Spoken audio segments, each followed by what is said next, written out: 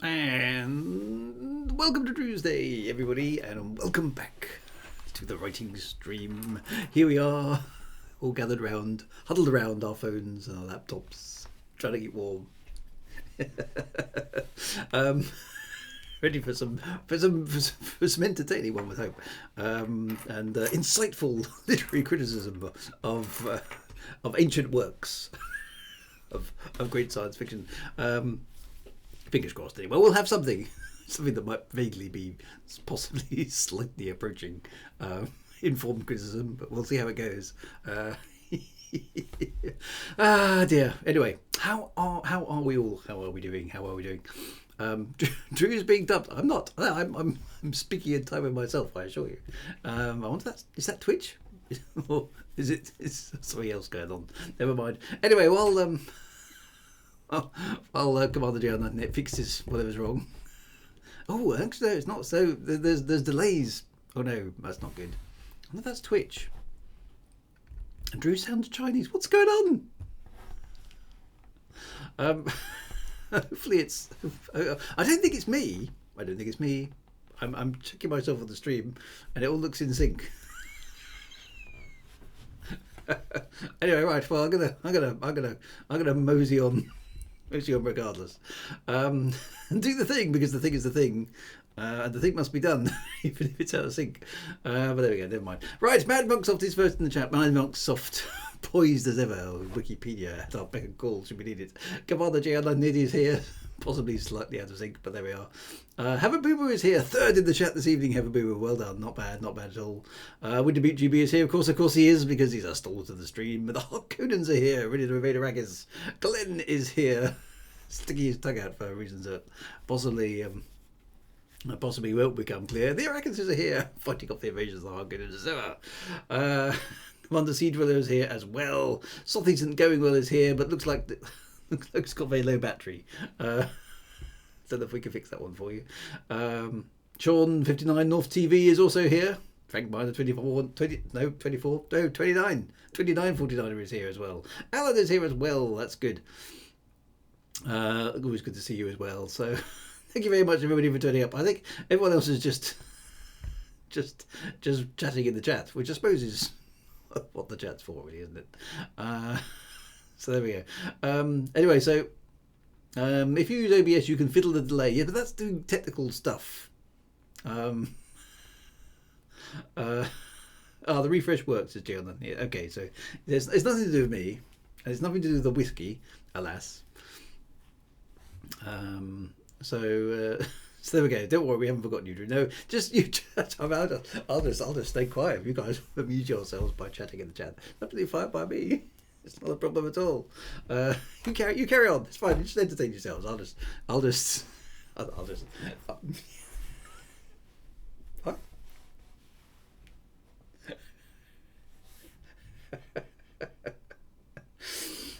Like we always do, but yeah, no change there then. Oh, get on with it, says Sean. Chucking things at the screen. Dear. Is whiskey? No, alas. Anyone seen any more UFO balloons from outer space? I don't know what's going on. Well, it sounds like a really dodgy boo movie to me. It's like there's unidentified flying objects across America, and whilst I do understand a reaction to them, it does strike me as slightly dangerous of the Americans to be shooting things down before they've made any kind of positive identification. Like on the small, I mean, vanishingly small, but still vanishingly small, but still an actual possible numerical chance that it is in fact aliens. It strikes me as being very slightly dangerous. Nina's follow-up single, one white balloon. When is Independence Day? Yeah. All we need though is you've still got Will Smith, haven't you? Okay, you've still got Will Smith, because you could just open a can of whoop ass on those aliens. You'll be fine. It'll be okay, right? I mean, that's how it all works out, isn't it?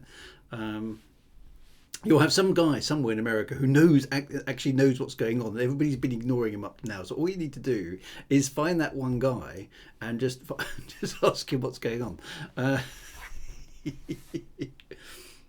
Someone joked that the US Air Force are concerned about the expiry date of the missiles. They're using them all up. A Will Smith only smacks aliens now. Yes.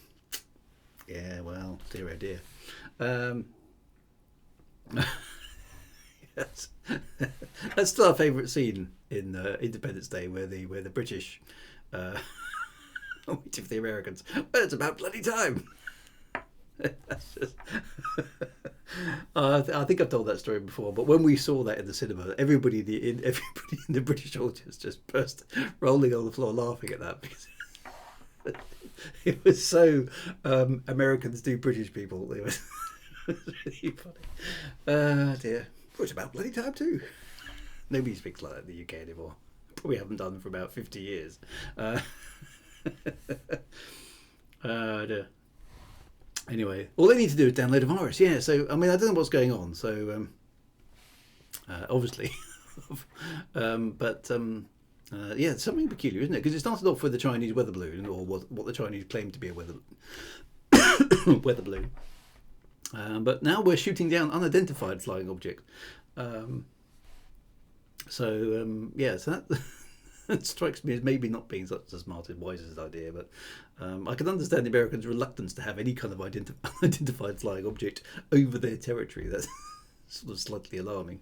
I don't know. I mean, we don't know what they are, do we? I mean, I'm presuming they're weather balloons or something, but who knows what's going on. Mike Cobra 3 first time. I have no idea. I haven't really been following this story, because I mean, it's very, very difficult to establish any facts, because it's presumably classified military information, which is always a thing, and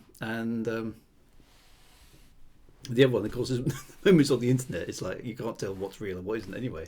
It's the Thargoids. It could be. I mean, maybe it is.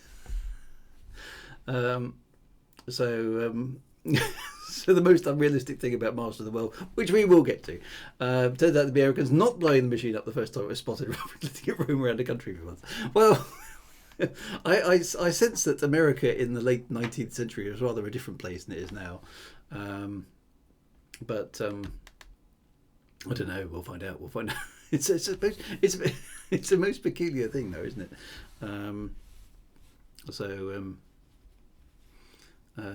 Yeah. So I don't know. I mean, does anybody actually? Are there any facts that are privy to us? Oh, I don't know. Take me to your leader. Yes.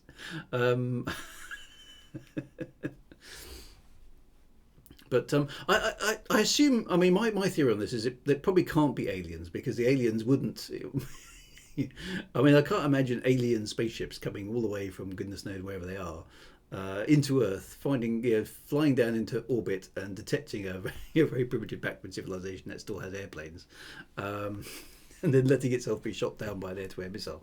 So one would think they'd have some sort of defense against such primitive weapons. So I'm assuming it's a rogue air balloon, or it's the Chinese or somebody basically just trying to spook America, which is it's a very, very stupid game, because people get a little bit upset about unidentified flying objects. Master of the Balloon people, or maybe the aliens came here in balloons. They've only invented two technologies: hyperspace and lighter than air helium balloons. We just never bothered with the rockets. We had balloons, and then we invented hyperdrives. So that's all we got. Balloon-powered hyperdrives. So I bet it's some kid releasing balloons. Yeah. Well, how big are these things supposed to be? Are they quite big? I mean, presumably. Didn't they say something about they have a very low radar echo or something? I vaguely remember reading that somewhere.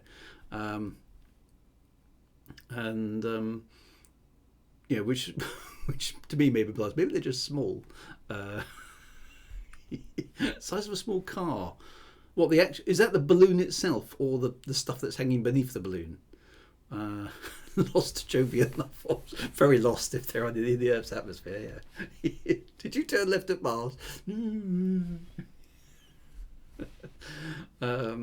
Size of a small car. Yeah, but which bit? Which bit is the size of a small car? The bit that's below, or the actual balloon? Because a balloon the size of a small car is tiny, isn't it? But if the thing slung below the balloon is the size of a car, that's a fairly chunky thing. The sensor package on the first one was the size of 3 buses. What's it? Wow. This is why the aliens went to. Basically, maybe the aliens have just dropped some balloons in the atmosphere. Let's just see what they do before we go down there. This is standard first contact approach. If they pop the balloons, we ain't going down. Is that a modern day small car or a real 1980s small car? Yeah. Yeah, so if something's the size of 3 buses, that's going to make a dent if it lands on somebody's house, isn't it? So that's probably a good idea that they shot it down over water. Wait for a bus and come on once. Buses arrived. They're probably alien probes looking for Uranus. Yeah, they probably are. Some alien kid blowing up saucer balloons. So I don't know. It's weird, isn't it? Anyway, well, let's see what happens. Because it does feel a bit like if it is somebody else playing pranks on the United States, that's a pretty stupid game, isn't it? Let's bring everybody to DEFCON 5 or DEFCON 1. Which way around is it? Is DEFCON 5 the bad one or DEFCON 1 the bad one? I can never remember. Anyway, DEFCON whatever the top ranking is, because they're chucking balloons at us. Ah dear. Who knows? Anyway, we're not here to discuss the American Defence Network. DEFCON 1 is baddest. 20 seconds to midnight. Is that where we are? 20 seconds to midnight. Oh, God. War games, yeah. Would you like to play a game of thermonuclear war? DEFCON balloon. The balloon's gone up. And it's been shot down. Yes. Ah, yeah, classic movie. Oh, maybe it's a shame we can't watch movies on Twitch. I suppose that's a major copyright ban, but that would be quite a good thing. Maybe we can discuss the movies in the future as well. Okay, so how about a nice game of chess? Well, was it tic-tac-toe? I can't remember now. I do remember the acoustic couplers used before, classic modems. It's like, yeah, but okay, probably primitive. Good fun though. Good fun film. Sean thinks it's just a lot of hot air. But tic-tac-toe. That was right. Tic-tac-toe. What we call noughts and crosses, I think, here in the UK. Tic-tac-toe is a game you can't win. You can lose tic-tac-toe, can't you? Or you can get even, but you can't win unless your opponent makes a mistake. I think I'm correct. Which turns out to be the same as thermonuclear war. There we go. Right. Let's get on with what we're supposed to be doing. The Master of the World by Jules Verne. Now, Jules Verne himself does not really need much of an introduction, does he? Because he's pretty famous, as science fiction authors go. He used an Altair 8000 computer hack. Yes, he did, didn't he? Just to impress the girl. I mean, that's basically what he was doing. Look, we can hack into the Pentagon, can we? Hey, let's do that. Jules who? Jules Verne. Now he's French, or at least he was French. Well, he is French in the sense Jules Verne is French, but he was French in the sense that he's no longer with us because he's dead. Yes, so another 19th century novelist into the early 20th century. He died, I think, in 1905, 1906. So over 100 years ago. Hence us being able to read his books for free. And Master of the World is actually one of his later books. I'm not French anymore if you're dead, though. Well, you're past tense French, aren't you? I mean, do you remain a nationality when you're dead? I don't know. I mean, what happens if you die in a country and then that country ceases to exist after you were that nationality at the point you died, but you can't be that nationality now because that nationality doesn't exist.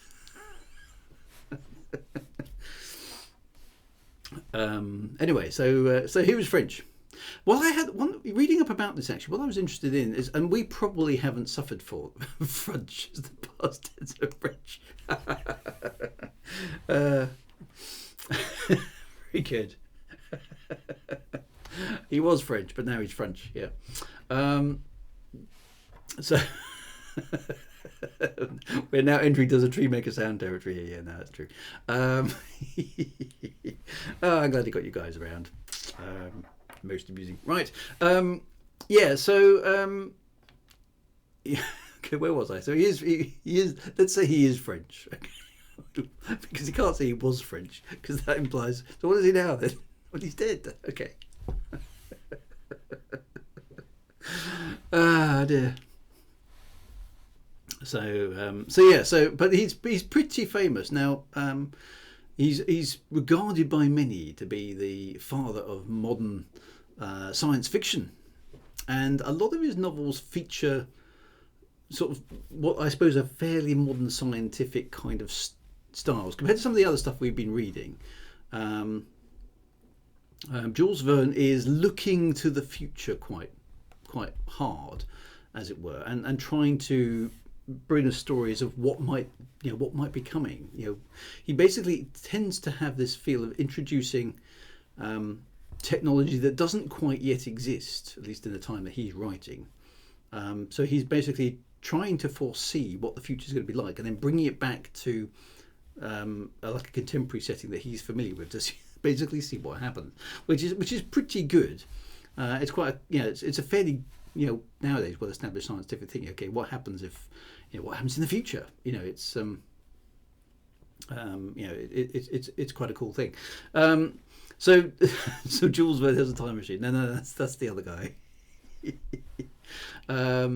Neatly skirts around how the text works. Yeah, but it's electricity, isn't it? It's electricity. Electricity is the master power. A bit like, to be honest, it's interesting because, as you know, I mean, 20,000 Leagues Under the Sea we're bound to get to at some point.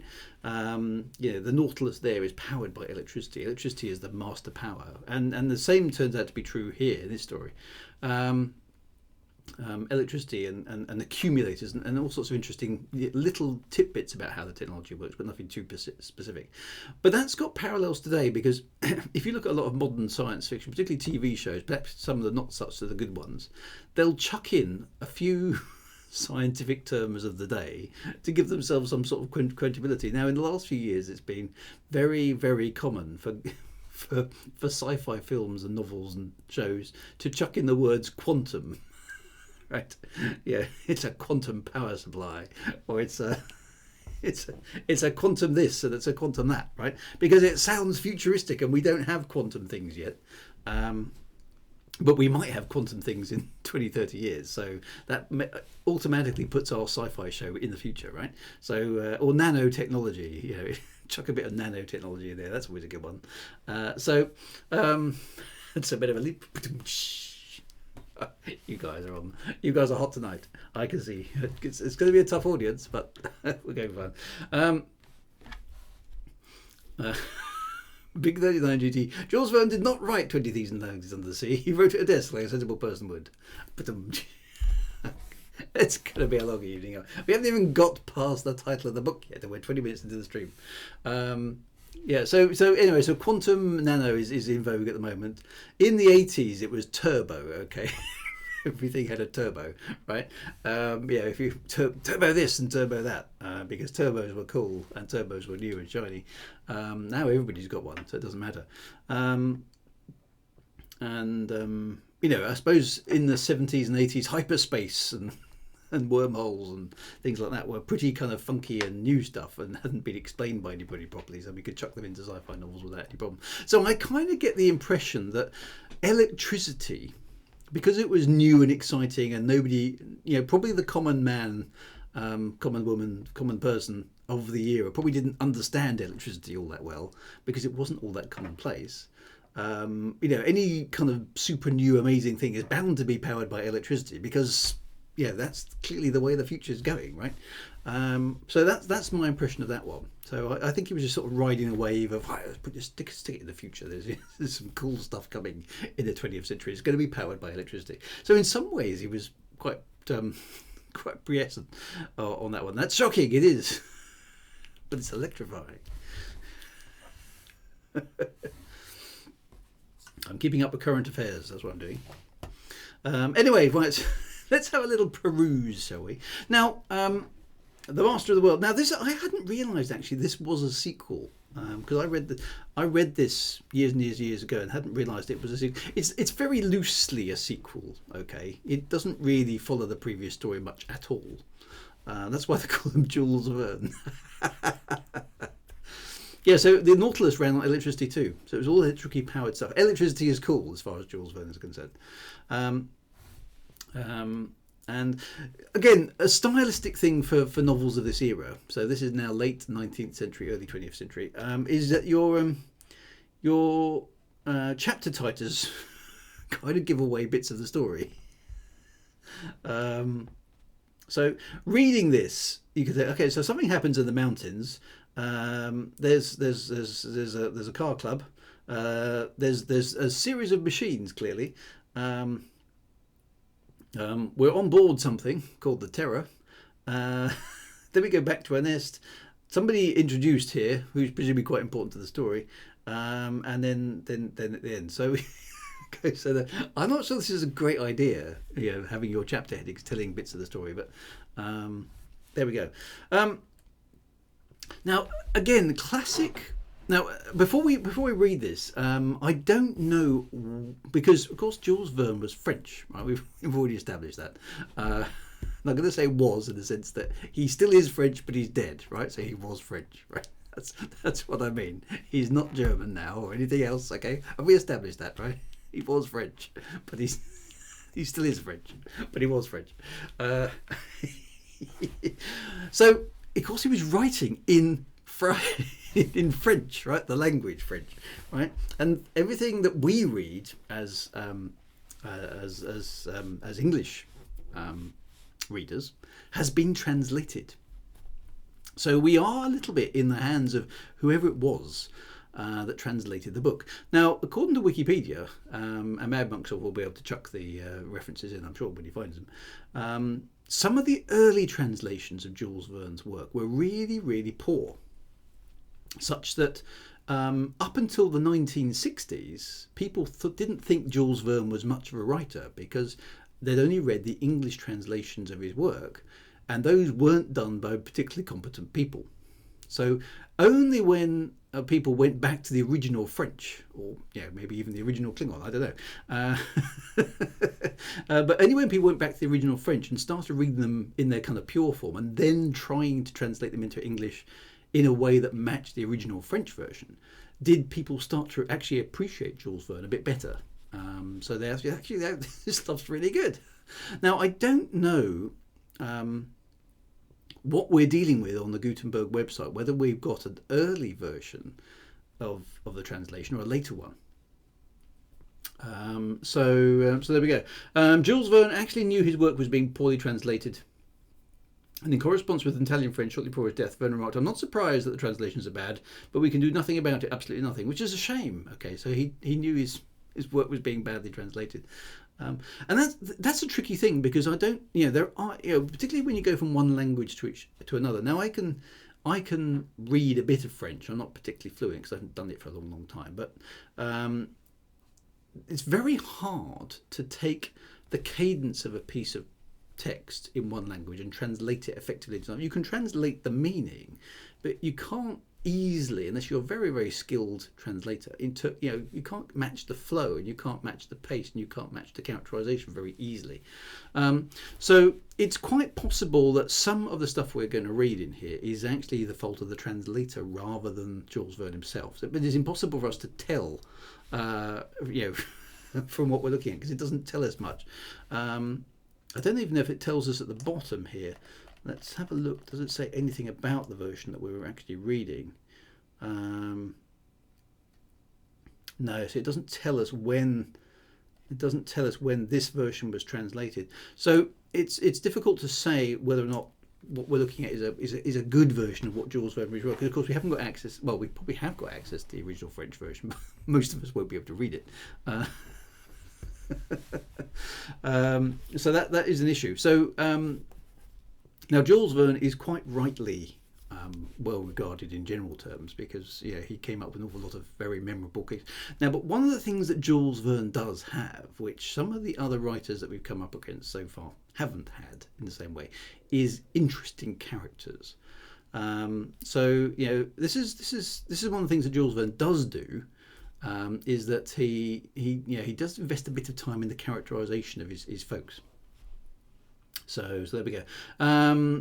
Jules Verne in numbers. So Mad Monk has mined Wikipedia already. 300 number of movies, TV shows and plays that have been adapted. So that's pretty good. 50 books.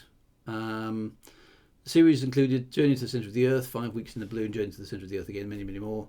And in 2008, 2 original manuscripts by Jules Verne were included an unmanned cargo supply craft that was sent to the International Space Station. Jules Verne would rather like that, I think.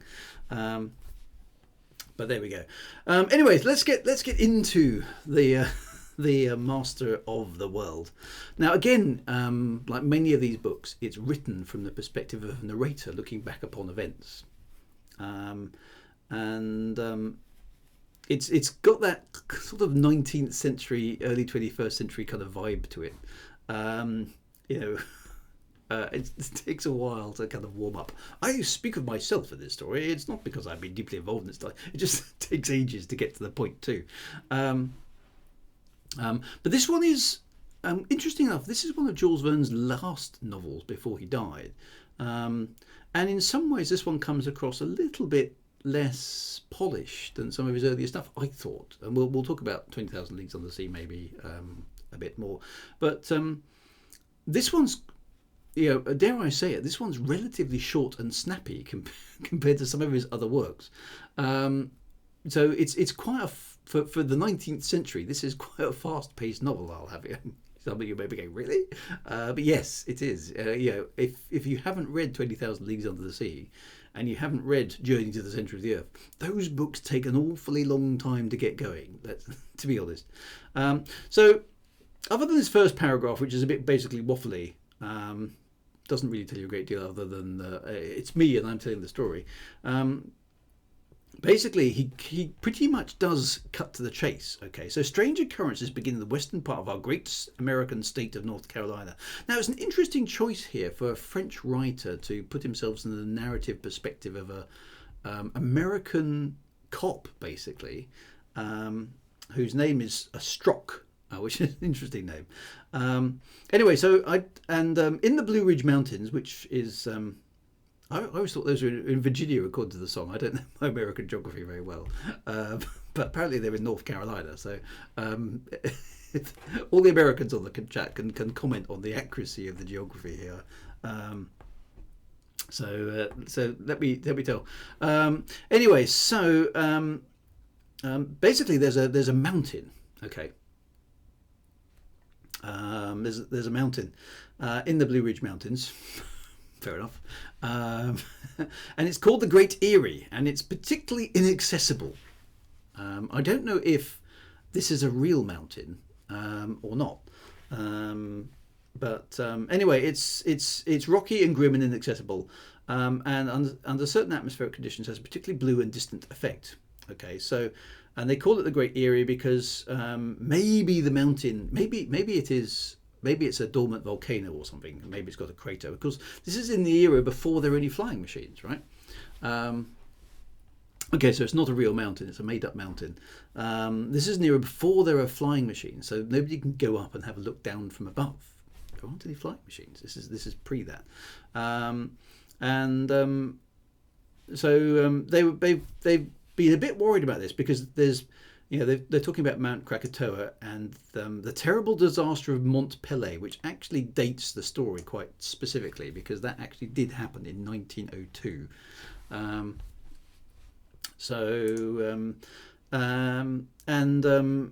Anyway, so there's a little bit of concern because there have been certain symptoms of volcanic action. Now the Blue Ridge Mountains are, I think, quite an old mountain range, so very, very unlikely to be volcanic. But anyway, so there had been some smoke, there had been some subterranean noises and unexplainable rumblings coming from the mountain, and a glow in the sky had crowned the height at night. So not reasonable to assume that maybe there's something volcanic going on. Anyway, so people in the area get a bit excited, a bit worked up about this, and I don't know if this bit strained my credulity a little bit. It's like, assuredly it was regrettable that mountain climbers had never attempted to ascend to the summit. Okay, so here we have a mountain, right, which is remote and inaccessible, but nobody's ever tried to climb it. It's like, really? Yeah. Anyway, it's super difficult. Okay, it's super difficult. Okay, so Virginia does have a long history of eruptions of volcanic activity. Okay, so maybe it makes more sense then. All right, so a billion years ago. So okay, so not relatively recent, but okay, it does have volcanic activity in the past. So maybe it's not outrageous. Okay. Anyway, so they've tried to have a look in with a balloon, which is the only mechanism they have for peering over the top of anything. Okay, but that didn't work because it basically got blown the wrong way. Okay, so they haven't got steerable balloons. So anyway, then fresh rumblings are heard, and heavy clouds and wavering glimmers of light at night. Okay, so people thinking actually maybe this is going bad. Okay, so maybe this actually is a volcano and it's going to erupt, and it's a problem. So I suppose that's true. Actually, Everest wasn't successfully climbed until 1953. So mountains are that much more inaccessible, I suppose, at this point in time. And people worrying about earthquakes and etc. Then people panic and start making things up. So news that Stone's lava ashes were raining down upon the country. So it's people start panicking because of what everybody else is saying. But the shrewder citizens of the town are a little bit more circumspect about it. Anyway, so and then it all goes mad again. So and people do panic finally. And so fake news, even back then, was the thing. People running away, it all goes a bit mad. Okay, but then the chief and Schroeder farm owners were not swept away in this mad flight, and then they actually went up towards the mountain, see it's going on. So anyway, so something weird's going on. Basically, this mountain is giving signs of volcanic activity where it's never done before. And then here we have a not so subtle hint as to what's going on right at the end of the chapter. Once more, about 5 o'clock, from beneath the ridge of the mountain where the shadows of night still lingered, a strange noise swept across the air, a sort of whirring, accompanied by the beating of mighty wings. And had it been a clear day, perhaps farmers would have seen the passage of a mighty bird of prey, some monster of the skies, which, having risen from the great eyrie, sped away towards the east. Dun, dun, dun. Okay, so like you say, it is serialized. So our man, our narrator, basically arrives there, but 2 days before, basically we find out why he's been sent there. The head of the federal police had called me to his room, waiting me with some impatience. "John Strock," said he, "are you still the man who on many occasions has proven to be both his devotion and his ability?" Now this bit of dialogue here is so 19th century, isn't it? If this happened today, this entire chapter would be about 5 lines long. That's right. There's a problem over in North Carolina. What kind of a problem? There's a mountain. It looks like it might go bang. I want you to investigate and find out what's going on. Right thing, boss. I'm on my way. That's right. It'll just be done. But no, that's not how we did things in the 19th century. First, you have to be questioned about, are you still the guy that you used to be? Well, yes, I think I am. I'm pretty sure I'm still the guy I used to be. Well, I didn't doubt it, responds the chief.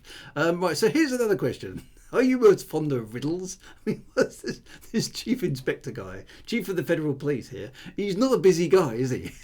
He's got time to just, well, let me ask you another question, my friend.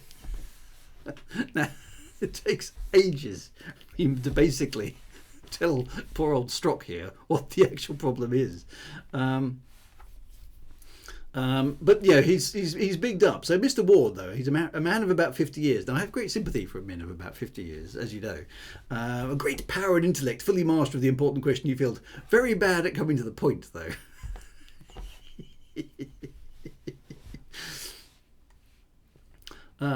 So anyway, so he and even our narrator comments here. I waited with impatience what he had to say. So but obviously in the 19th century, chief inspectors of police, or whatever, he's head of the federal police. I'm not sure, is that a thing? Head of the federal police, or was it a thing in the 19th century? Anyway, so basically, there's something going on the Blue Mountains. Oh well, yes, I've heard of that. Yeah, most remarkable they are, no doubt about that. But perhaps some disaster's going to befall us. It is to be feared. It's like, can't hurry this guy. Now we must know what's going on, Strock. Right? Clearly, the authorities ought to do something about it. I think you're correct. So everyone says it's jolly hard work climbing this mountain. Anyway, so to cut a long story short, Strock is sent. I mean, it takes quite a long time. I still like this halfway, most of the way down the chapter here. When shall I start? Well, I think you should start tomorrow. Tomorrow. That's right. Or when I finish my explanation. Anyway, so he prepares. To go on here, and it takes a while. Okay, so he meets the mayor of the town, Mr. Smith. Explains what he's doing, and then they organise a little expedition to go up the mountain. Okay, so it's fair enough. That takes a little while to get organised. Anyway, so he's basically there. He's got to get up the mountain, they don't seem to be too much of a rush, but they get themselves organised eventually. So they wind their way up, and it takes a good old time to get up to the mountain. Okay, now this is one of those, I think for modern day pacing, you might argue Mr. Verne saying not too much is happening here. Anyway, so they get up the mountain, and it's pretty tough. And they try and find out. Basically, it's got some sheer sides near the top. And they get to the top of the mountain, and unfortunately, they run out of time, and they can't get to the top. It's quite an anticlimax, really. Basically, what happens is they find an impenetrable mass of trees and bushes. They can't find a way over to the top of the Great Eyrie. Unfortunately, Mr. Strock has underestimated the complexity of getting over the mountain, so they basically have to admit, it takes a while. So this is a whole this is the whole piece. They can't hear anything. They can't find any evidence of what's going on. So they basically go home and admit defeat, and that's it. He basically, interesting enough, he gives up. He doesn't try and go back again, having gone. There must be another route up, right? So next day, basically, having rewarded our two guides, I took leave of Mr. Smith, and the same evening left by train for Washington. He just goes home, which doesn't really gel with his description up here of a man who, where is it? Not up there. Yeah, it is. It's up the previous paragraph. Up here. I used to the man who on so many occasions has proved him his devotion and his ability. Okay. I use fond of riddles, as eager to penetrate into mysteries I've known you before. Okay, so as it turns out, no, he's not. I'll just go home. So it's a bit of an odd thing there. Anyway, I suppose it's to emphasise the inaccessibility of this locale. But like you say, J.R. maybe it's just a thing. Okay, well, there's nothing we can do about it, so we'll go home. Like in War of the Worlds. So they did a spacecraft, yes, but it's it's late in the day. We already had one cup of tea. So anyway, so then the whole thing shifts, and there's this quite interesting sequence of the meeting of the Automobile Club.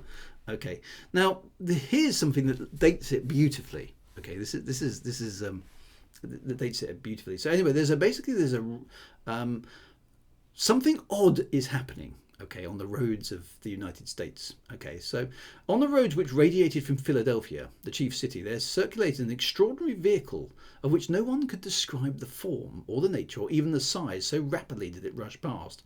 It was an automobile, all agreed on that, but as to what motor drove it, only imagination could say. And when the population imagination is aroused, what limit is there to its hypothesis? Correct, bonus points there for correct use of the word hypothesis. Good man. Now, and this bit's lovely. At that period, the most improved automobiles, whether driven by steam, gasoline, or electricity, could not accomplish much more than 60 miles an hour. A speed that the railroads, with their most rapid expresses, scarce exceed on the best lines of America and Europe. Okay, so 60 miles an hour is basically top whack for the late 19th century in terms of speed. And this new automobile, whatever it might be, is travelling around at more than double this speed. Okay, so quite how they know it's doing double this speed, I'm not sure. It isn't explained. But clearly it's, well, there's somebody with a car or an automobile that is travelling around at an insane speed of maybe up to 120 miles an hour. It's needless to say that such a rate constituted an extreme danger on the high road, so much for vehicles as for pedestrians. This rushing mass, coming like a thunderbolt, preceded by a formidable rumbling, caused a whirlwind, which tore the branches from the trees along the road, terrified the animals adjoining the adjoining fields, and scattered and killed the birds, which could not resist the suction of the tremendous air currents engendered by its passage. Now we do, at least in Europe, do have places where cars regularly exceed 120 miles an hour, and I'm fairly sure that any car travelling at 120 miles an hour, whilst it might be a rushing mass, isn't preceded by a formidable rumbling. It doesn't cause whirlwinds and tear branches from the trees along the road, or kill and scatter birds, at least not very often. So a little bit of hyperbole here, because of course, and I suppose the thinking is because they didn't have anything that could do 120 miles an hour. So he's sort of hyping it up here a little bit. Maybe if it had been 300 or 400 miles an hour, he might have had a point. But I suppose it does depend on the size of the vehicle, yes. But one assumes it has to be going on the road. And I don't know what were the roads like in late 19th century. I mean, if they had cars, they must have had some sort of asphalt / tarmac roads. But anyway, whatever this vehicle is, it's clearly going fast. Stand next to a train going past, you feel the wind. Yeah, I suppose that's true, but there we go. Anyways, that's quite interesting. Now, here's another thing, and a bizarre detail to which the newspapers drew particular attention. The surface of the roads was scarcely even scratched by the wheels of the apparition, which left behind it no such ruts as are commonly made by heavy vehicles. So the vehicle is not causing any damage as it goes past. At most, there was a light touch, a mere brushing of the dust. It was only the tremendous speed which raised behind the vehicle such whirlwinds of dust. Okay, so that's an interesting little detail. And here's an interesting line, which I did go and do a bit of research on. It is possible, commented the New York Herald, that the extreme rapidity of motion destroys the weight. I was like, huh? What? But apparently, and this is pre, of course, general relativity, anything like that, is that there was a piece of thinking that it was basically a hypothesis at the time that the faster you went, maybe the lighter you got. Which of course is complete nonsense, but it was a hypothesis at the time, which people would argue about, and it was fairly difficult to test because they couldn't go that fast. So it was a genuine hypothesis at the time that maybe the faster you went, the lighter you got. So anyway, people are a little bit upset about this because obviously it's clearly not acceptable for someone to be driving around at such insane speeds. But how would you stop such a machine? Because it's so fast. that you can't catch it. By the time you know it's there, it's a couple of miles down the road. And I repeat, there is no evidence to the character of the propelling engine. So this is Jules Verne doing what he does good, doing what he does well, is kind of making us wonder about the nature of this machine. Okay, it left behind no smoke, no steam, no odour of gasoline or any other oil. So here comes the electricity. It seemed probable, therefore, that the vehicle ran by electricity because electricity is cool and futuristic. And that its accumulators were of an unknown model or using some unknown fluid. So accumulators we're talking batteries here. That's what an accumulator is in 19th century speak. They did know how to store electricity to a degree, and that was a mechanism called an accumulator, which we would now refer to as a battery. But so there we go. Anyway, so the public imagination, of course, gets carried away straight away. It's a supernatural car, driven by one of the chauffeurs of hell. Excellent. A goblin from another world, a monster escaped from some mythological menagerie. In short, the devil in person drives an electric car.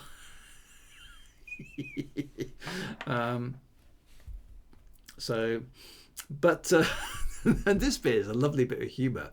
But even Satan himself had no right to run at such speed over the roads of the United States without a permit. Without a number on his car, without a regular licence. You go tell them, Americans. Satan, you're not allowed to drive that car here without a permit. Or at that speed. And you've got to have a number on your car. And it was pretty sure that no municipality in the United States had given him permission to do 200 miles an hour. So it's suddenly jumped now from 120 to 200 miles an hour. And so public security demanded that some means be found to unmask the secret of this terrible chauffeur. And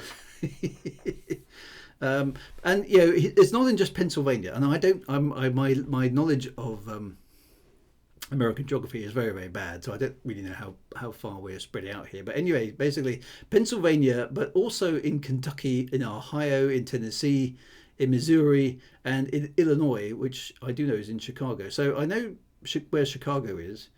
Ohio is sort of northwest of Chicago. Tennessee is down in the southeast, isn't it? Down sort of Florida way. I don't know where I'm sorry, I don't know where the others are. But it appears that this guy in this car, whoever he is getting about a bit. Okay, and I suppose at 200 miles an hour, you're going to, aren't you? So anyway, so here's a guy in the 19th century who has a vehicle that's capable of doing 200 miles an hour, which is pretty impressive, isn't it? Really. I mean, Jules Verne didn't know that we'd all be driving around in cars that could do 155 miles an hour in perfect normality whilst listening to music and having a snack in the early 21st century. But so yeah, he's having to extrapolate into the futurist of what could possibly be, but is startlingly remarkable in the 19th century. So I think a 200 mile an hour electric car in the late 19th century is pretty astonishing stuff. I think that's fair. Anyway, so some attempts are made to catch him, but they don't really work. Okay, and then there's going to be this race. Okay, I can't play guitar at 200 miles an hour. That's gonna be a problem. Speak for yourself. Nothing I can drive can do more than 80, says Sean. That's probably your roads rather than the car, isn't it, Sean? Anyway, so there's this race, these are some of the fastest cars of the time, and there are a few cars in this race. But by 10 o'clock, it becomes evidence that there are 2 American machines in the running, 2 French machines in the running, 1 English machine. Interesting enough, not British but English. Anyway, so everyone's booking, everyone's placing bets on this on this thing. Anyway, so the car, this amazing weird machine, appears to join in the race, they basically, the genuine racers are forced off the road as this amazing vehicle was doing at least 130 miles an hour, and fast as was their speed, it shot past them at a rate they could barely make out the shape of the machine, a sort of lengthened spindle, probably not over 30 feet long. So it's not small, but it's it's a fairly chunky machine, isn't it? I mean, 30 feet long is not, is a decent size for anything. Quite big for a car. I mean, 30 feet long. I mean, how long is a bus? I don't know.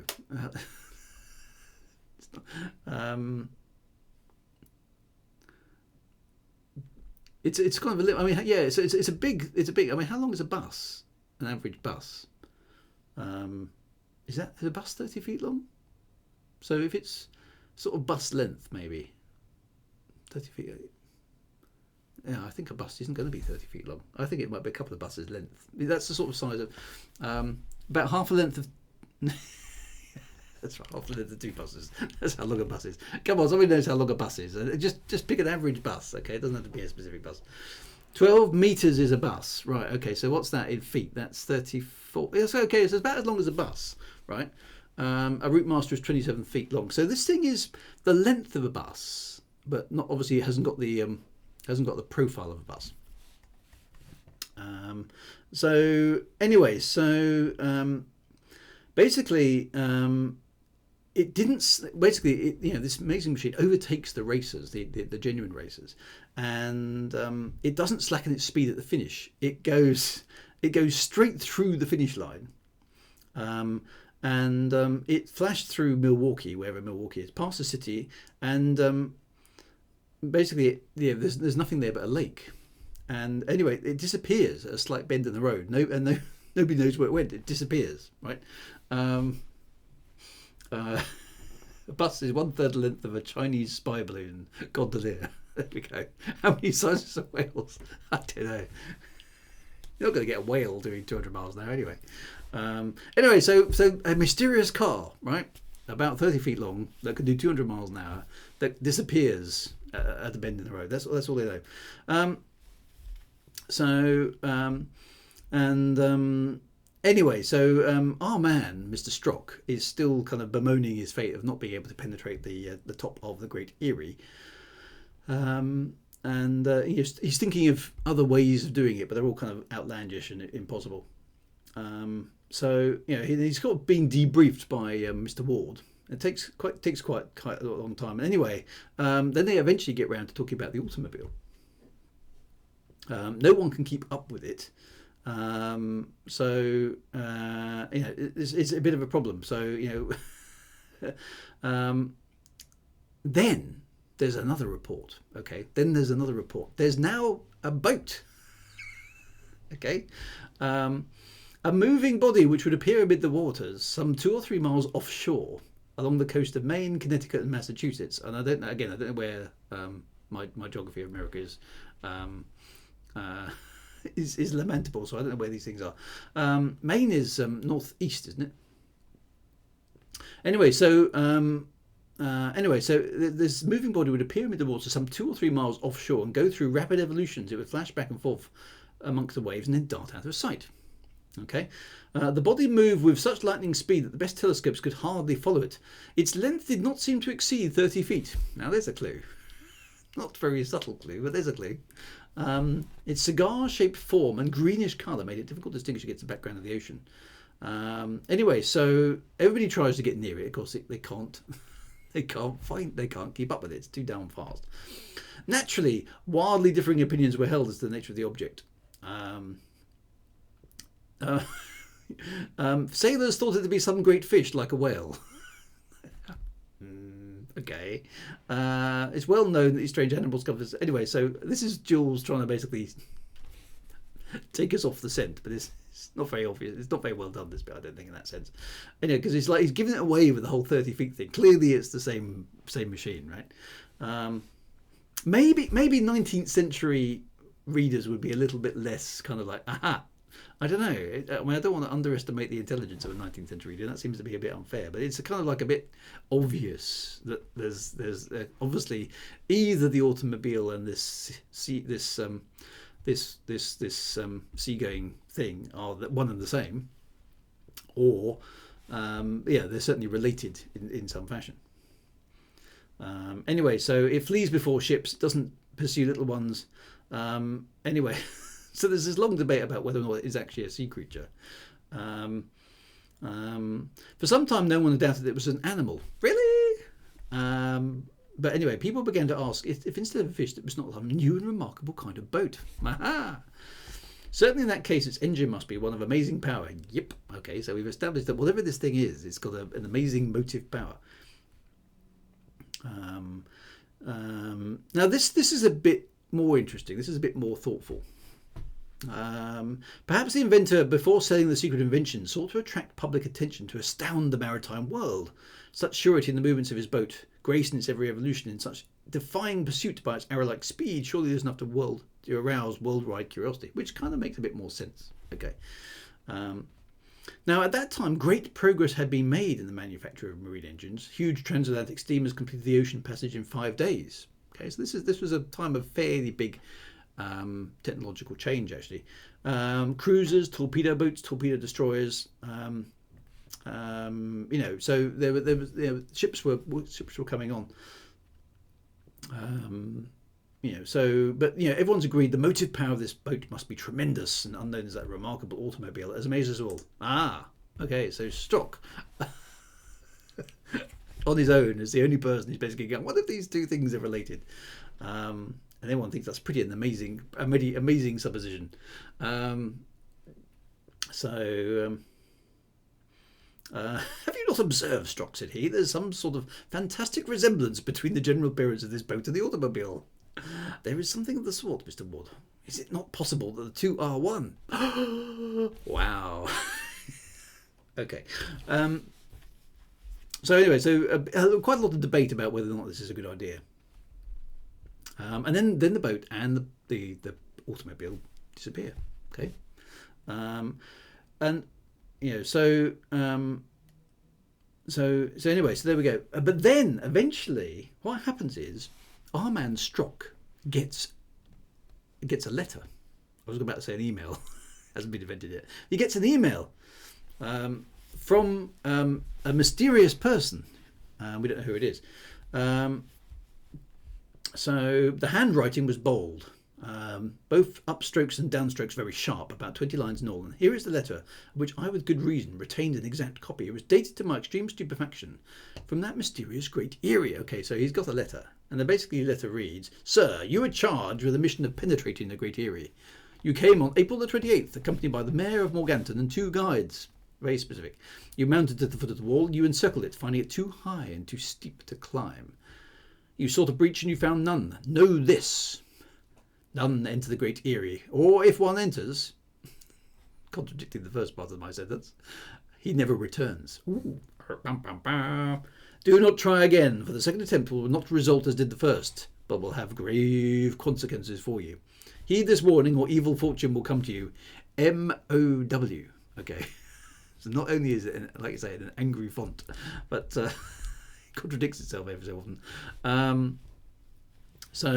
Anyway, so he basically is a threat. Okay, don't keep snipping around, Mr. Strock, or bad things are going to happen to you. So anyway, so he kind of he reflects on the letter for quite some time.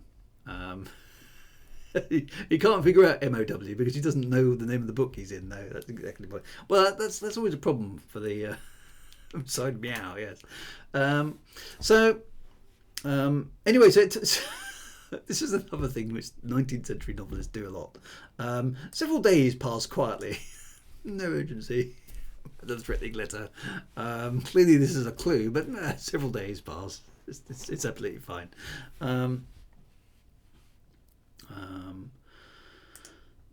I repeated myself many times, for such a retreat, a secret as inaccessible, this fantastic person could not find one better than the Great Eyrie, or a good place to hide.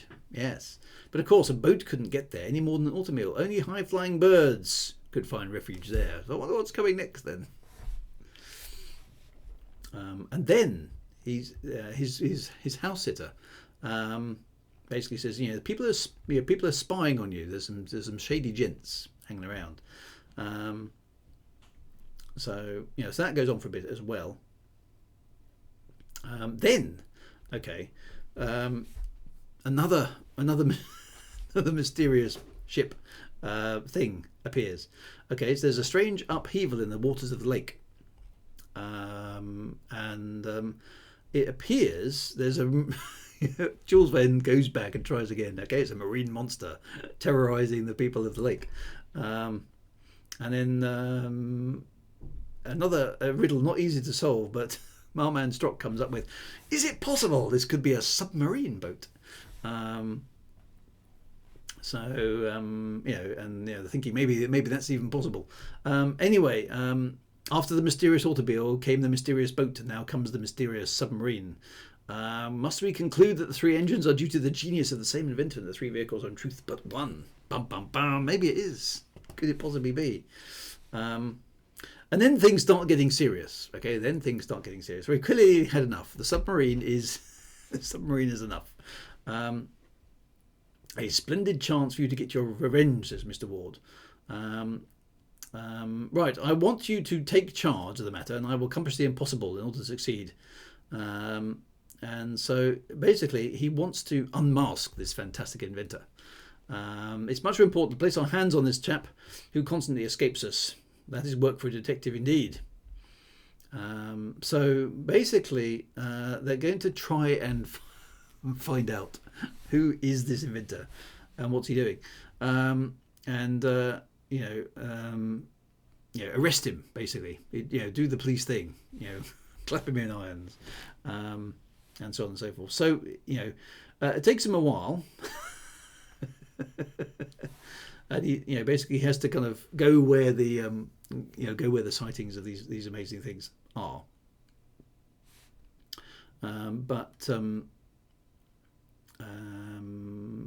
So he's basically got to chase down the this inventor, and then he gets another letter, and then so bum, bum, bum, another letter, and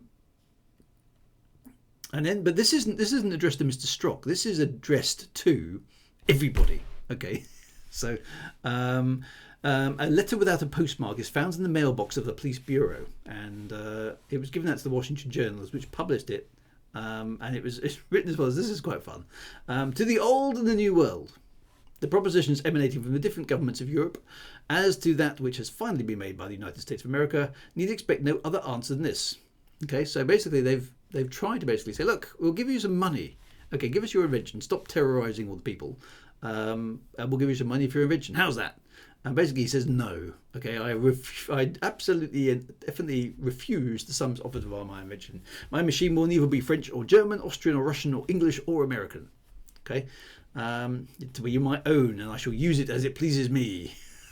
Okay, with it I control the entire world. There lies no force within the reach of humanity which is able to resist me under any circumstances whatsoever.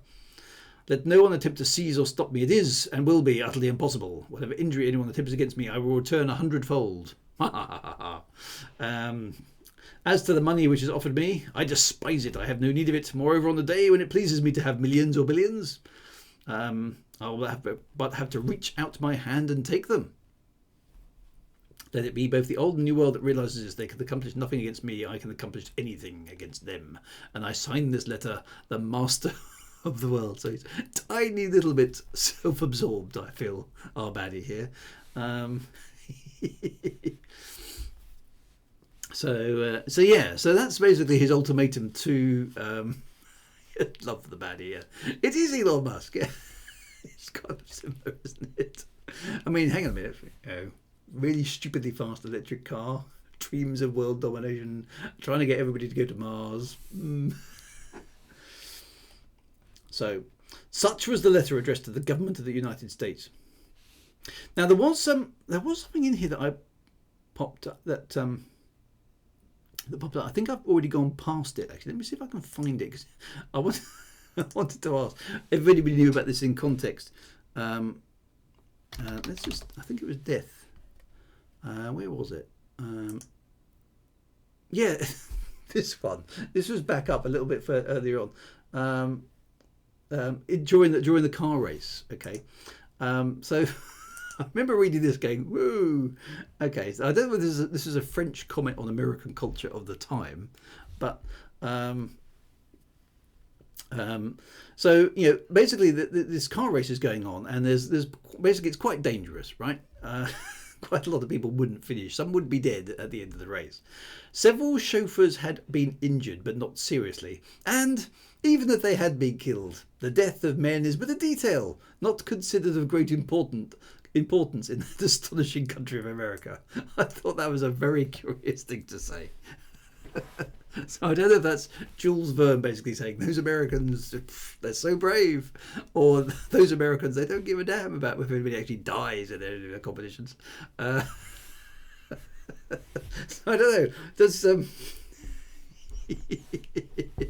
I just remember thinking, whoa, okay, those Americans, there's so many of them, it doesn't matter. A few Americans died, never mind, eh? It just seemed really, really cavalier when I was reading it. I was thinking. So I thought I'd just like highlight that, because that just struck me as a kind of an oddity of the book. Anyway, so this letter, unsurprisingly provokes a bit of discussion. So anyway, so all the newspapers have covered it off. The government's talking about it. Some people say, well, maybe it's just a practical joke, but it was not the general attitude towards the letter, neither in Washington or the rest of America. To the few who would have maintained the document could have not been taken seriously, an immense majority would have responded, this letter has not the style or the spirit of a jester. Only one man could have written it, and that is the inventor of this unapproachable machine. So this guy has got a weird machine. What's going on? It's my PC doing some weird stuff in the background. Anyway, so basically threatening the entire world, saying, I'll do what I like. Moreover, he eventually Strock puts two and two together and discovers that MOW is Master of the World. So it's the same guy, okay? And whence came the second letter, on board the Terror. So our evil baddie has nicknamed his machine the Terror, which again, not very subtle name for the not very subtle name for this machine. So anyway, so there we go. So and Strock basically admits, I had a letter from this guy previously. And then the working theory therefore is that the Great Eyrie is his lair. Bum, bum, bum. Unless the machine, but he can't possibly be in that the Great Eyrie, because you can't get to it unless he has wings as well, which permit it to take refuge in the Great Eyrie.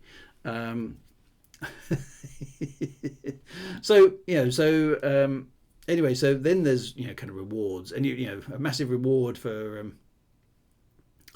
capturing this guy, but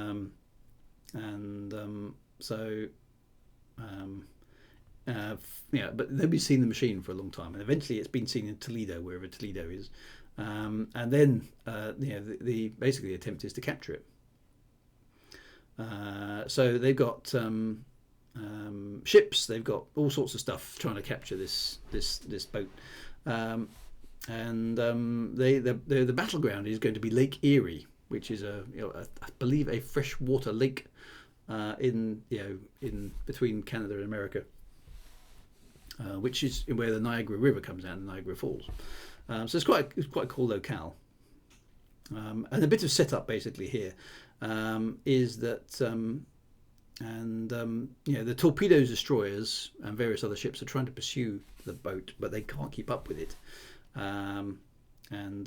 Anyway, so and the search continues. Basically, they can't find it. There's quite a bit of this. It's actually not badly done, this bit. It's kind of quite tense and quite exciting. But what essentially happens eventually is that where is it down here?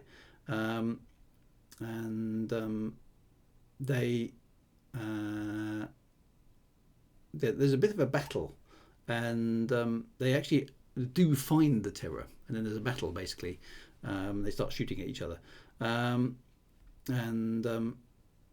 they try and ambush the boat. But basically the boat backs away from the shore, ripping the grappling hooks that they've tried to secure it with away, and he's caught. Our man Strock is caught by one of the grappling hooks and pulled into the water, and dragged off behind the boat. Anyway, so he's kind of knocked out by this turn of affairs, and then wakes up and finds himself on the boat. Okay, so on board the Terror, kind of gives it away in chapter heading. So come on, Thunderchild, yeah, exactly. It's got that sort of Okay, here's some things, but anyway, so he basically he's alone now. This is interesting to me as well, because for a 30-foot long car stroke boat stroke submarine, the inside of this thing seems to be quite large. There's a thick glass porthole of a narrow cabin. Okay. So it's got an interior space, and then there's at least the captain and 2 other men aboard as well. So it's quite voluminous on the inside, anyway, so the machine is basically shooting down the lake,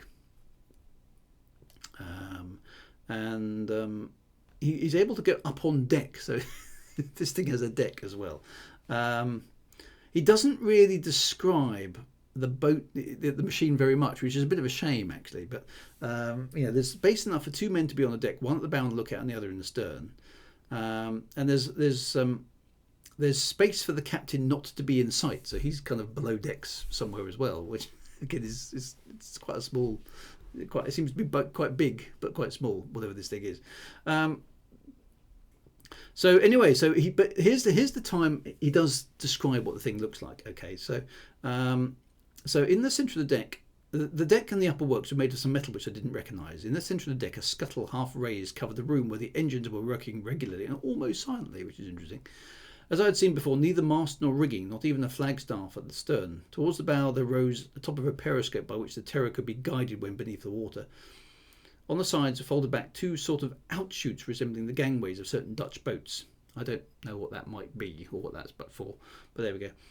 At the bow there rose a 3rd hatchway, which presumably covered the quarters occupied by the 2 men when the Terror was at rest. And astern, a similar hatch gave access probably to the cabin of the captain, who remained unseen. So anyway, so it's still a fairly chunky machine. As to the motor, which imparted such a prodigious speed to the machine, I could see nothing of it nor the propeller. However, the fast-speeding boat left behind it only a long, smooth wake, and the extreme fineness of the lines of the craft caused it to make scarcely any waves, enabling it to ride lightly over the crest of the billows, even in the rough seas. So it's cleverly designed. He's had to think about what it actually is. Still can't figure out what it's driven by. No doubt the power here used was electricity. Good old electricity again. Generated on board at some high power. So where does it come from? From piles, which basically are, effectively capacitors, or from accumulators, read batteries. And how were these charged? Well, who knows? So he's hoping to find out how it actually works. Anyway, so this goes on for quite some time. The captain doesn't show. Okay, whereas the boat is still moving. Anyway, and this goes on for quite some time, and the captain does finally appear and basically doesn't answer his questions. And he's trying to figure out where the boat is going, and basically it's heading up the Niagara River and running out of lake. And so on and so forth. So he's Strock is now basically getting a little bit frantic, because he kind of wants off, but this chap isn't responding to his queries. He's thinking maybe I could jump off. But then he kind of argues with himself, well, if I jump off I'll never find out what the mystery is all about. And anyway, so they try and shoot it down, but they can't hit it because it's too fast. So, and the captain plays with the enemy a little bit as well. He just sort of slows down, speeds up, and does all sorts of things. Basically, he's trying to make a demonstration of everything. So eventually, this goes on, and what happens is they're running out of river. Okay, so now they're heading straight towards Niagara Falls. The destroyers have kind of hemmed them in behind, so they can't get back out. And then I sprang up and Strock basically panics. I started to throw myself into the water in desperate hope of gaining this last refuge, which is an island that's flashing by. One of the men seized me from behind, and suddenly a sharp noise was heard from the mechanism which throbbed beneath our craft.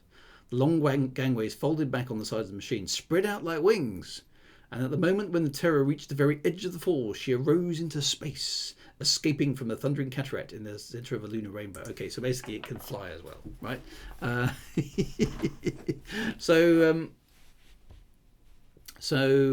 not only is it a super fast automobile, a super fast boat, a super fast submarine, but it's a flying machine as well. Bam, bam, bam. Which, again, as opposed to our eyes, is kind of like, yeah, well, obviously.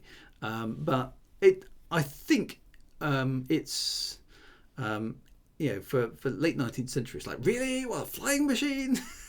That's impossible. This stuff's in the future. Heavier than air flight. It hasn't happened yet in reality. So it's like, really? Well, okay, well, that's quite impressive. So it's probably a little bit more spectacular than it possibly appears to our eyes because we're so used to things. But it's kind of is that sort of, we don't need roads where we're going, isn't it? It's kind of like it's a flying car. That's pretty impressive. So yeah, it is quite. I think it's actually quite good. I quite like that. Anyway, so yeah, and it does fly by flapping, which is interesting. So he's got a flying machine. So he's basically immune because nobody else has got a flying machine of that kind of type.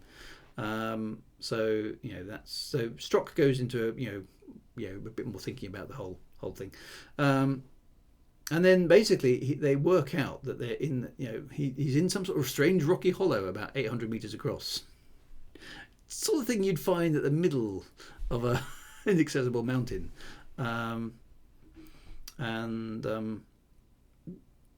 He gets to describe the machine. So we do find out a little bit more about what the machine is like. The machine is spindle-shaped, the bow sharper than the stern, the body of aluminium, a metal that he previously didn't recognise, and the wings of a substance whose nature I could not determine. The body rested on 4 wheels about 2 feet in diameter, and these had pneumatic tyres so thick as to ensure ease of movement at any speed. Their spokes spread out like paddles or battledores. When the Terror moved on either on or under the water, they must have increased their pace. So that's kind of how the machine works. So plenty of problems with that, but quite good again for the 19th century. So it was electricity, and then so he'd spent an awful lot of time, and then the guy finally admits who he is. He's Robor the Conqueror, who's a character in a previous book. Okay, who basically spent a lot of his time going around taunting people with technology. So that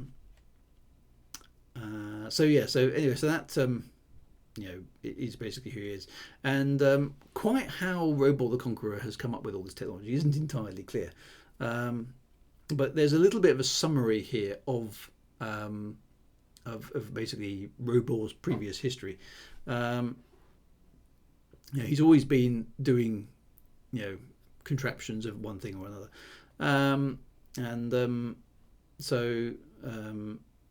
basically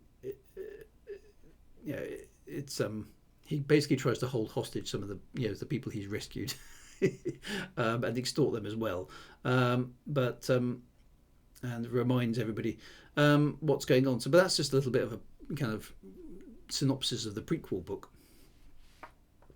Anyway, so to kind of sort of wrap it up as we get towards the end of it, our man Strock eventually basically says, he pulls out his trump card, which is, are you aware that I am an officer of the law, and in the name of the law I'm going to arrest you, because clearly some words will stop Robor the Conqueror from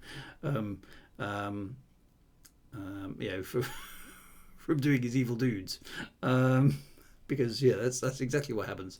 And oddly enough, he's not convinced, and he takes it. Robor takes it into his head that what he needs to do is fly his contraption through a lightning storm, just to prove not only is he master of the world and master of human beings and master of everything else, he's master of the elements as well. Unfortunately, it goes wrong. So the great wings shot out. The airship rose as ridden above the falls of Niagara, but on that day it had escaped the might of the cataract. This time it was amidst the might of the hurricane we attempted our flight. So he takes off rather stupidly into a hurricane.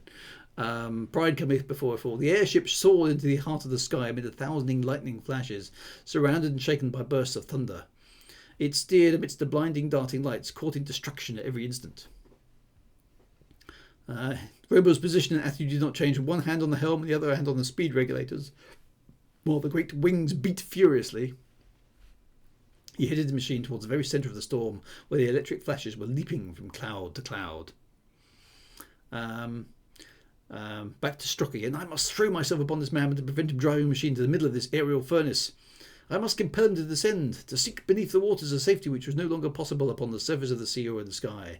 Beneath, we could wait until this frightful outburst of elements was at an end. But no, our baddie knows best. In the name of the law, does the whole in the name of the law thing. And suddenly the Terror trembled as if from a violent shock. All her frame quivered as the human frame quivers under the electric fluid. Struck by lightning in the very middle of her powerful batteries, the airship spread out on all sides and went to pieces.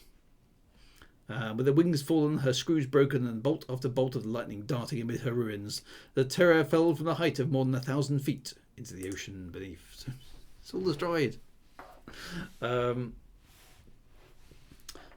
Strock somehow survives this crash. Not quite sure how. But anyway,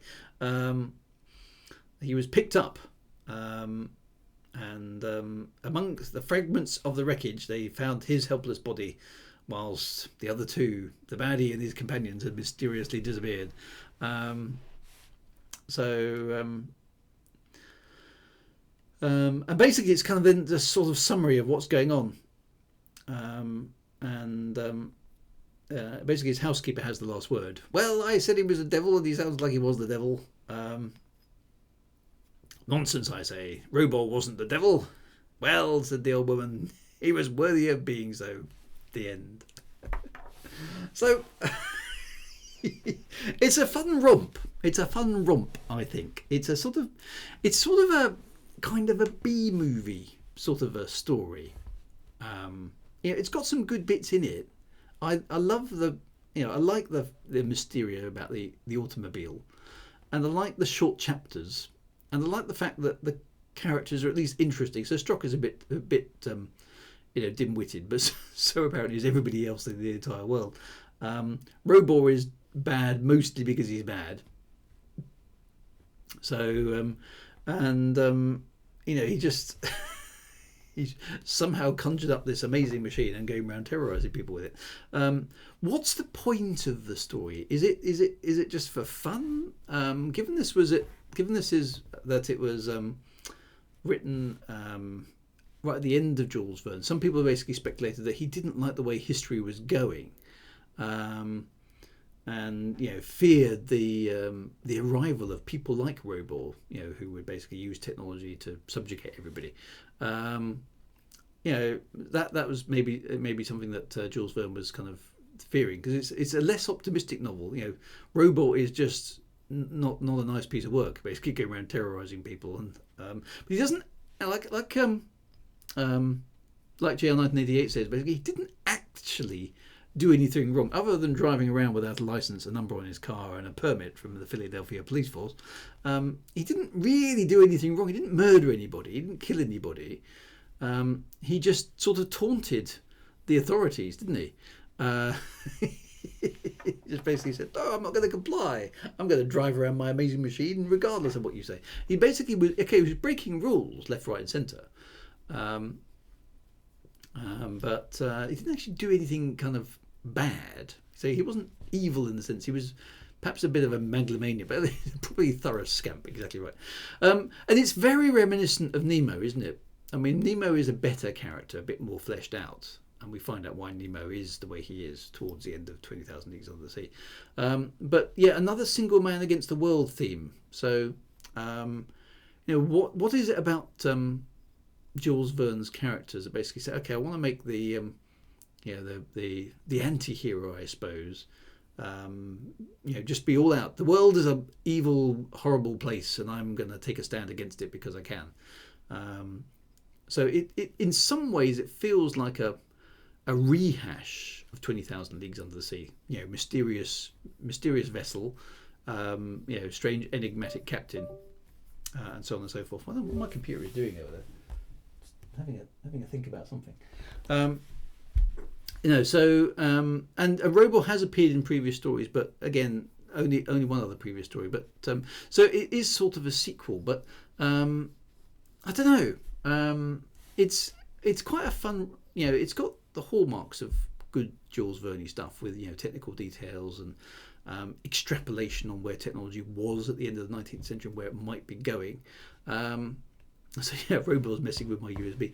So that to me is quite good, but it's a story that doesn't really go anywhere. It doesn't leave you with I've learnt something. What was Robo trying to achieve? He just seemed to be really cross. So it's an odd one, and it was right at the end of Jules Verne's reign. He died, I think, a couple of years after this, so his health was probably not the greatest at this point either. And maybe it suffers from I've got to finish this story. I've just got to go somewhere. Maybe he didn't have a good idea of where it was going. Could it be this is a pantster book? It didn't have a plot, and basically Jules Verne just said, okay, so I've got this guy, I've got this idea. Right? He's not, we're going to take the Nautilus, which is a submarine of amazing power, but I'm going to make it work on land and as a boat, and it's going to fly as well. Okay, what am I going to do with this? I haven't really got a good idea. It's all going to get blown up at the end. That's kind of how it feels. And that might be a bit unfair to Jules Verne, but it's a fun technical little story. But it doesn't really have the point of 20,000 Leagues Under the Sea, nor the sort of adventurer. And it does feel like, you're quite right, UNM 89, it feels like kind of like a bit like a first draft. It's like, if I was reading this, I'd say, great idea. Okay, great idea. Lots of good stuff in this, but what's the point? You haven't really got a story here, just a whole bunch of events happen. We don't really find out what Robo was trying to achieve. Strock doesn't really go through a character arc. He's just an investigating police detective. We don't find out much about Strock's background and so on and so forth. So it's an odd one. I chose it because it's less well known. As a little intro to Mr. Verne. So he's not the god amongst writers all the time. He had a few great novels, but not all of them are brilliant. And this one is interesting, but not not one of the best. But it's got aspects of it which I think are quite fun. So there's no morals in there. Maybe a bit of romance. There's none of those things in there. Which isn't necessarily very common in Jules Verne novels anyway, but I remember reading it, thinking, as a youngster, reading it was quite good fun. But it's not one of his best, but it's an interesting story from that perspective. So that's kind of why I chose it. I said, yes, well, it'll be good fun. But yes, it's and the storm is a bit Deus ex machina. I need to destroy the enemy. So what can destroy an infinitely powerful machine? I know, we'll fly it to a lightning storm for regions.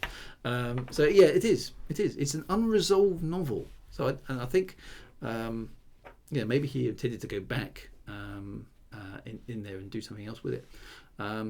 So I think we should crack on with Jules Verne. Now I'm quite happy to do his famous novel. Or his two famous novels, really, which the most famous novel, which are obviously 20,000 Leagues Under the Sea and Journey to the Centre of the Earth. Now, those are the two famous ones. Now, they are pretty chunky novels, so we're not going to get through one of those in one sitting. We could do another Jules Verne one, like From the Earth to the Moon. That's a good call. What would people? What would you like to jump into one of the biggies, or do you want to? Do you want to choose something else? What do you fancy doing for next week's homework? Something small, says Mad Monksoft. Now this one was relatively small for Jules Verne. I don't know how long. From the Earth to the Moon. There we go. That's there. I would like something newer, says Sean. Well, a biggie, please, says Wintermute.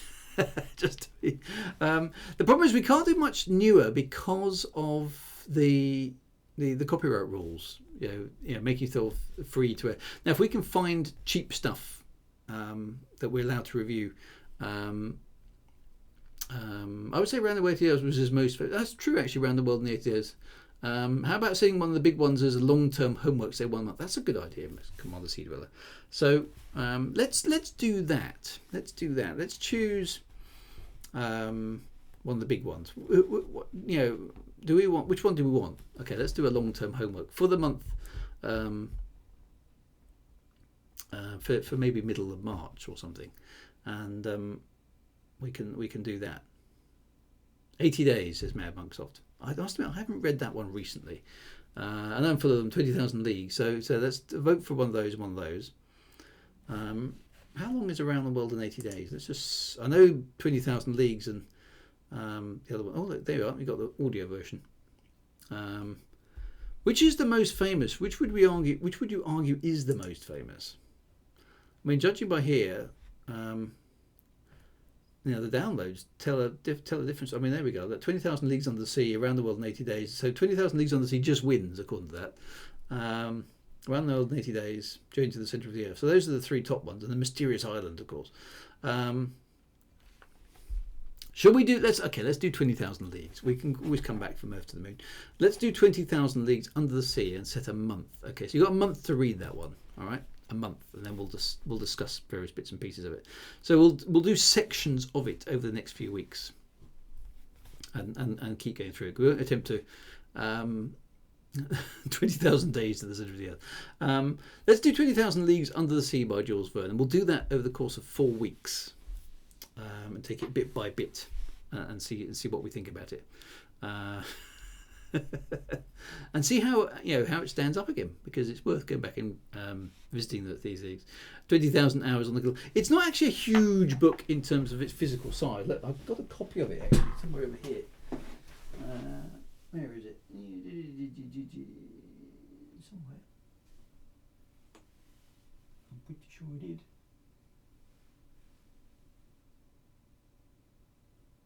It's on the book. There it is. Here we go. I found it. Look, there we go. So 20,000 Leagues Under the Sea by Jules Verne. There we go. Classic adventures. It's not huge as a book. So I mean, you're not talking about something enormously massive. It's certainly a lot shorter than most of my books. This is a copy dated from 1955. So that's not bad. It's fairly old. Hardback bound one. So yeah. So let's take arguably one of his best books, and going through. Perfect homework due on the 13th of March. Right. So just keep reading. We'll go through bits of it on the next few streams as well and see what we make of it. So there's your homework. But you've got 4 weeks to do it, not just one. Okay. We'll see how it goes, and then we'll pick another book after that. So, more Jules Verne. 20,000 Leagues. How much is a league? I think a league is about 3 miles. Is a league about 3 miles? So 20,000 Leagues Under the Sea is about 60,000 miles under the sea. It's not quite such a snappy title, is it? So it is about 3 miles. Yeah, I thought a league was about 3 miles. So that's the thing. For next week, we'll basically go through it, because otherwise we'll have a huge amount to review. So start reading it, and we'll take it bit by bit over the next few weeks. Will there be a test? No, we won't do a test. I can't give you too much to read, but because I've got the book version, so I can relax with the book. So it'd be interesting to see how the book version compares to the online version. Actually, see if it's the same. So we'll see. So let's go through 20,000 Leagues Under the Sea over the next 4 weeks, and we'll see where that takes us. A bit more relaxed piece of reading. Anyway, my friends, that's your homework. Carry on, and we'll see you next week. Maybe we should do a multiple choice quiz, yeah, and see how it goes. And what's the name of the translator? Actually, that's a good version. We'll be doing the audio version. That's not a bad idea. So this version says, published by W.M. Collins and Sons of London, printed and bound in Spain. Doesn't say who translated it. No, so I don't know. Interesting. There we go. The audiobook is 11 hours long. There we go. Yeah, but everyone's going to have to learn French to do that, Mad Monksoft. Might be a problem. Anyway, my friends, be good. Take it easy. I'll see you next week for more Jules Verne, but crack on with the reading of that next book. Gives us a bit more time to get through it because it's a bit more chunky. Be good. I will see you on the rest of the week. See you on Thursday for some No Man's Sky and all the other usual shenanigans. Be good. Enjoy. And don't fly your electric flying car, flying machine, boat thing into an electrical storm, all right? Top tip from tonight's stream. See you all, folks. Be good.